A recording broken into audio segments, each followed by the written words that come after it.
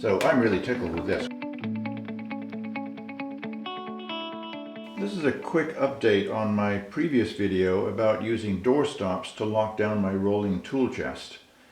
Turns out this, even though it was made of stainless steel, couldn't take the weight, and it would just drift down and eventually just not be holding the tool chest up, probably due to the excess weight that they're not designed for. So then I was searching on the internet for something else and found these great clamps, which I use in the workshop for other purposes all the time. But you notice now when I pull that down, it actually lifts the whole tool chest up and secures it, and look, it's just floating. This is really great. So in the previous video, which I linked to below, what I showed was using 1/4x20 bolts that are drilled and tapped into the body of the wall of the tool chest here. And then I used nice stainless steel flathead wood screws here, which are not provided with these, which are linked below as well. So you will need some good solid screws to secure these to the hardwood.